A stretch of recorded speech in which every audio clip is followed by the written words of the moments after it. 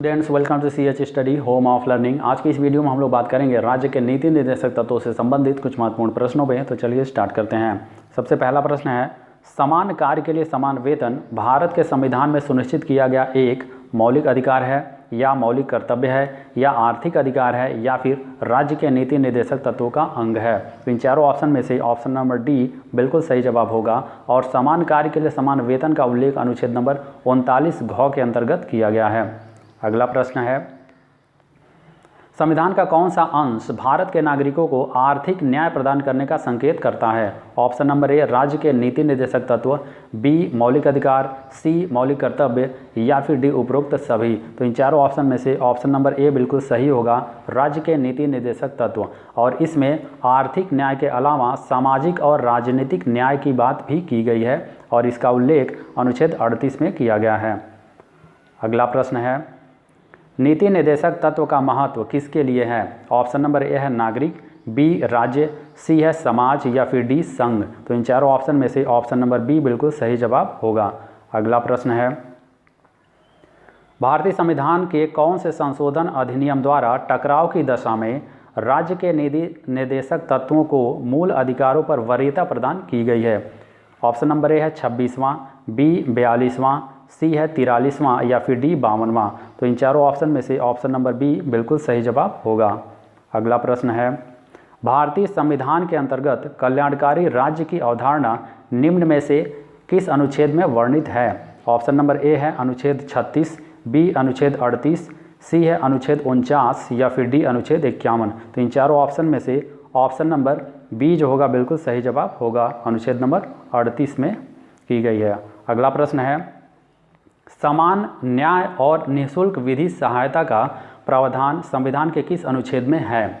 Option number A है अनुच्छेद 39, B अनुच्छेद 39 ए, सी है अनुच्छेद 40 या फिर डी अनुच्छेद 44। तो इन चारों ऑप्शन में से ऑप्शन नंबर बी बिल्कुल सही जवाब होगा। अगला प्रश्न है, संविधान का कौन सा अनुच्छेद राज्य सरकारों को ग्राम पंचायतों को संगठित करने का निर्देश देता है?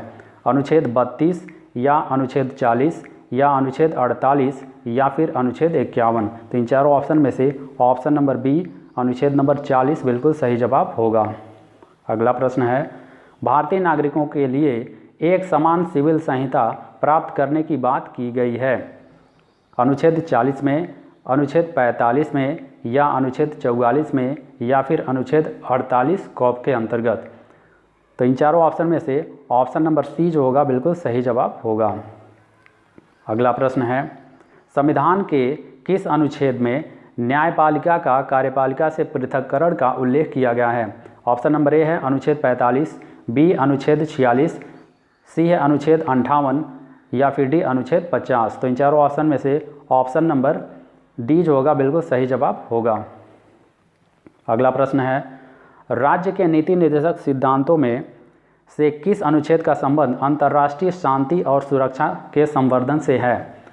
ऑप्शन नंबर ए है अनुच्छेद 48, बी अनुच्छेद 51, सी अनुच्छेद 52 या फिर डी अनुच्छेद 54। तो इन चारों ऑप्शन में से ऑप्शन नंबर बी बिल्कुल सही जवाब होगा। अगला प्रश्न है, भारतीय संविधान के किस अनुच्छेद द्वारा निम्न दुर्बल वर्गों को शिक्षा संबंधी सुरक्षा प्रदान की गई है? ऑप्शन नंबर ए है अनुच्छेद 45, बी अनुच्छेद 46 या अनुच्छेद 47 या फिर अनुच्छेद 48। तो इन चारों ऑप्शन में से ऑप्शन नंबर बी जो होगा बिल्कुल सही जवाब होगा, अनुच्छेद नंबर 46 में। अगला प्रश्न है, काम करने के अधिकार को राज्य के नीति निर्देशक तत्व में निम्न में से किस अनुच्छेद के तहत रखा गया है? अनुच्छेद 18 में या फिर अनुच्छेद 21 में, अनुच्छेद 41 में या फिर अनुच्छेद 46 में। तो इन चारों ऑप्शन में से ऑप्शन नंबर सी जो होगा बिल्कुल सही जवाब होगा।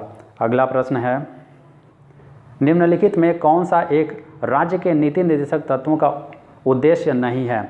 ऑप्शन नंबर ए है एक कल्याणकारी राज्य की स्थापना करना, बी सामाजिक आर्थिक कल्याण सुनिश्चित करना, सी है अंतर्राष्ट्रीय शांति एवं सुरक्षा की अभिवृद्धि करना या फिर डी एक धार्मिक राज्य की स्थापना करना। तो इन चारों ऑप्शन में से ऑप्शन नंबर डी बिल्कुल सही जवाब होगा। अगला प्रश्न है, इनमें से कौन सा राज्य के नीति निर्देशक सिद्धांतों में सम्मिलित नहीं है? ऑप्शन नंबर ए है मद्य निषेध, बी काम का अधिकार, सी समान कार्य के लिए समान वेतन, या फिर डी सूचना का अधिकार। तो इन चारों ऑप्शन में से ऑप्शन नंबर डी जो होगा बिल्कुल सही जवाब होगा, सूचना का अधिकार। अगला प्रश्न है, भारत के कल्याणकारी राज्य होने का विचार पाया जाता है। ऑप्शन नंबर ए है संविधान की प्रस्तावना में, बी मौलिक अधिकारों में, सी नीति निर्देशक तत्वों में, या फिर डी ए और सी दोनों में। इन चारों ऑप्शन में से ऑप्शन नंबर डी बिल्कुल सही जवाब होगा, क्योंकि कल्याणकारी राज्य की स्थापना करना ये बात प्रस्तावना में और नीति निर्देशक सिद्धांतों में भी कही गई है, इसलिए इसका ऑप्शन नंबर डी बिल्कुल सही जवाब होगा। तो आज की इस वीडियो में इतना ही, मिलते हैं नेक्स्ट वीडियो में, तब तक के लिए good bye, take care and keep studying.